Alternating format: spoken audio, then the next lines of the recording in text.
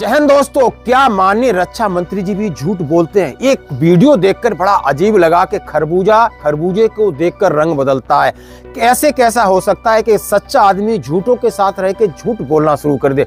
दोस्तों, ये वीडियो भी आपको मैं दिखाऊंगा और ये बहुत बड़ी बहस का मुद्दा बन गया। और साथ ही बताऊंगा क्या कैंसर लाइलाज बोलने वाली का इलाज आपके किचन के अंदर है। और ये दावा कर रहे हैं नवजोत सिंह सिद्धू, जिनकी वाइफ को कैंसर हुआ था और बड़ा सीना तो चौड़ा करके कह रहे हैं कि आपके घर में आप किचन की इन चीजों को इस्तेमाल करिए, आप शक्कर को त्याग दीजिए, अब मैदा को त्याग दीजिए, जो कि मैंने खुद किया है। प्रैक्टिकली उन्होंने अपना रूटीन बताया और अपनी वाइफ को बचाया। आज वो खुश हैं, देश को संदेश दे रहे हैं कि कैंसर से बचा जा सकता है। तो दोस्तों, इसके बारे में भी बात करूंगा, वीडियो भी दिखाऊंगा। सबसे पहले माननीय रक्षा मंत्री और जो राजनाथ सिंह जी, उनके ऊपर एक ऐसा प्रहार किया गया है, आरटीआई से खुलासा हुआ है, आप सुनकर के हैरान हो जाओगे। मैं नेता प्रतिपक्ष से विनम्रता पूर्वक अनुरोध करना चाहता हूं कि कृपया वह सदन को गुमराह करने की कोशिश न करें। अग्निवीर योजना के संबंध में बहुत सारे लोगों से 158 ऑर्गेनाइजेशन के साथ सीधा संवाद स्थापित हुआ है, उनके सुझाव लिए गए हैं, तब यह अग्निवीर योजना लाई गई है। जैसा कि राजनाथ सिंह का दावा कि अग्निपथ योजना 158 संगठन के सुझाव से लागू हुई थी, सेना अनजान। अब ये आप हेडिंग से समझ सकते हो, क्या ऐसा हुआ था कि अग्निवीर या अग्निपथ योजना का शुभारंभ हुआ, उससे पहले 158 संगठनों से सुझाव लिया गया। और ये बात, तो ये मुद्दा जब उठा, जब लोकसभा के अंदर विपक्ष के नेता राहुल गांधी जी ने ये कहा, 1 जुलाई 2024 को लोकसभा में अग्निपथ योजना की खामियों पर बोलते हुए नेता प्रतिपक्ष राहुल गांधी जी ने कहा था कि देश की सेना जानती है कि अग्निपथ योजना सेना की योजना नहीं है, प्रधानमंत्री कार्यालय की योजना है। यह योजना प्रधानमंत्री के दिमाग की उपज थी। 6 महीने की ट्रेनिंग देते हो, दूसरी तरफ चाइना के जवान को 5 साल की ट्रेनिंग मिलती है, राइफल लेकर उसके सामने खड़ा कर देते हो, उसके दिल में भय पैदा करते हो, एक जवान और दूसरे जवान के बीच में फूट डालते हो कि एक को पेंशन मिलेगी, एक को शहीद का दर्जा मिलेगा, दूसरे को नहीं मिलेगा, और फिर अपने आप को देशभक्त कहते हो। एक आदमी सब पर भारी।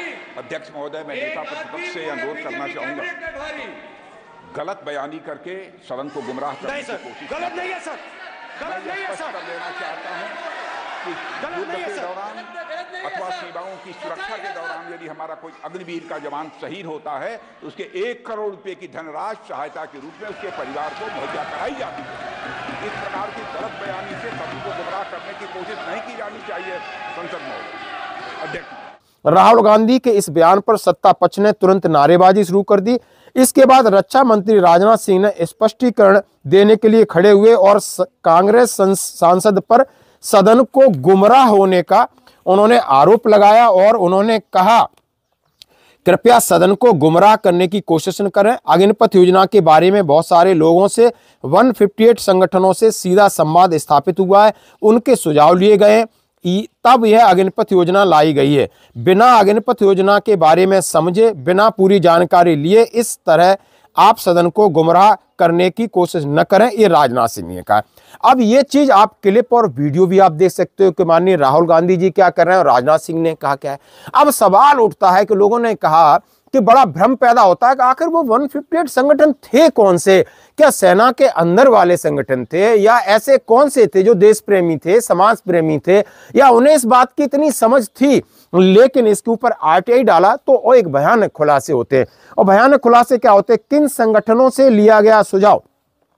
सामाजिक कार्यकर्ता कन्हैया कुमार द्वारा द वायर हिंदी को उपलब्ध कराए गए आरटीआई के जवाब से पता चलता है कि सरकार ने उन संगठनों के नाम बताने से इनकार कर दिया जिनका जिक्र माननीय रक्षा मंत्री जी ने सदन में किया था। और अग्निपथ योजना के संबंध में कितनों से सलाह ली गई, संख्या बताएं।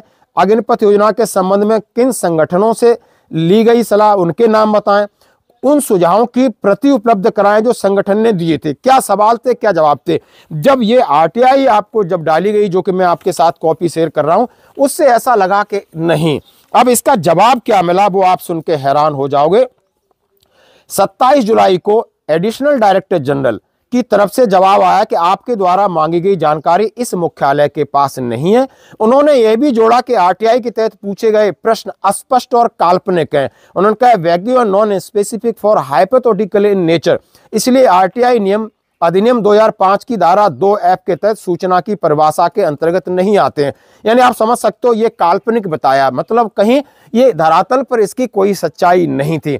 लिखा है reference your online IT applicated for 11 June 2024 received for this office 26 July. जो उन्होंने कहा है वो आपके साथ मैंने जो चीज शेयर की। अब सारी चीज आपने देखने के बाद इसके ऊपर अब बड़ी बहस हो गई है। क्या अग्निपथ योजना वाकई सरकार की योजना है, सेना की योजना नहीं है? वाकई जो राहुल गांधी ने कहा है वो सही है?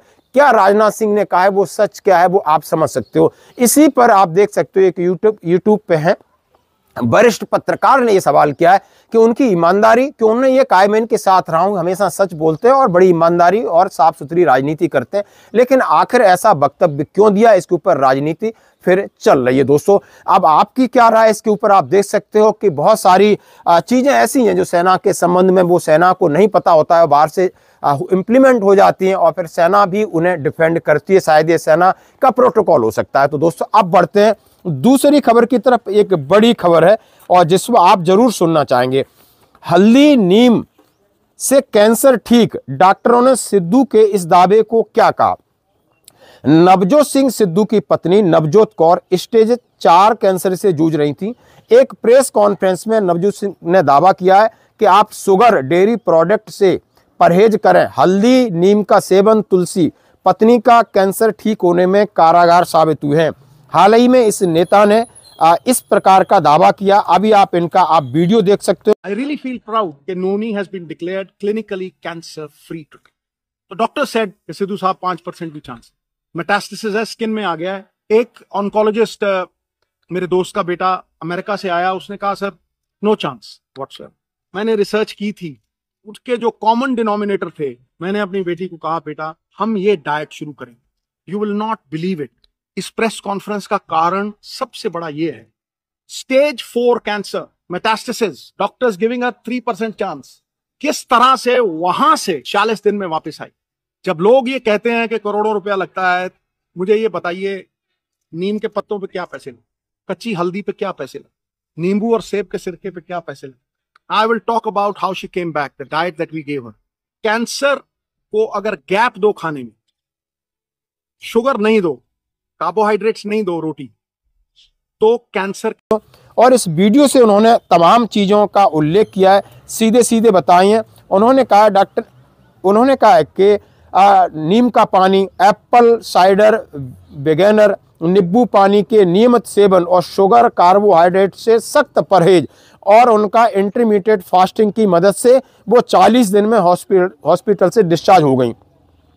दोस्तों बहुत अच्छी खबर है, हम भी इसीलिए मैंने आपके साथ शेयर कर रहा हूं कि ये हमारा जीवन शैली है, लाइफ टाइम डिजीज में, कि जो भी हम खाते हैं और बार बार इसका प्रचार आता है कि आप मैदा को त्यागिए, आप व्हाइट शुगर को त्यागिए, व्हाइट नमक को त्यागिए और देसी चीज़ों को इस्तेमाल कीजिए, कार्बोहाइड्रेट को त्यागिए।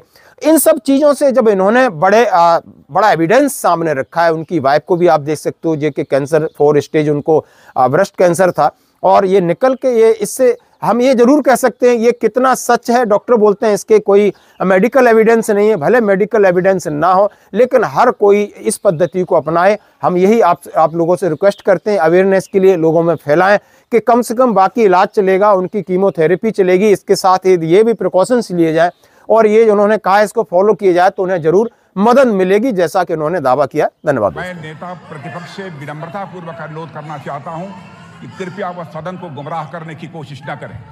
अग्निवीर योजना के संबंध में बहुत सारे लोगों से 158 ऑर्गेनाइजेशन के साथ सीधा संवाद स्थापित हुआ है, उनके सुझाव लिए गए हैं, तब यह अग्निवीर योजना लाई गई है और बहुत सोच समझकर यह योजना लाई गई है। और मैं यह भी स्पष्ट कर देना चाहता हूं, इस प्रकार की योजनाएं दुनिया के कई देशों में है, यूएस में है, यूके में है, वहां पर किसी को कोई किसी प्रकार की आपत्ति नहीं है। अब बिना अग्निवीर योजना के बारे में समझे, बिना उस संबंध में कोई पूरी जानकारी हासिल किए इस तरीके से सदन को गुमराह करना, इसे कदापि उचित नहीं ठहराया जा सकता। महोदय, मैं तो आपसे ये अनुरोध करूंगा, इसे सदन की कार्रवाई से बाहर निकाला जाना चाहिए।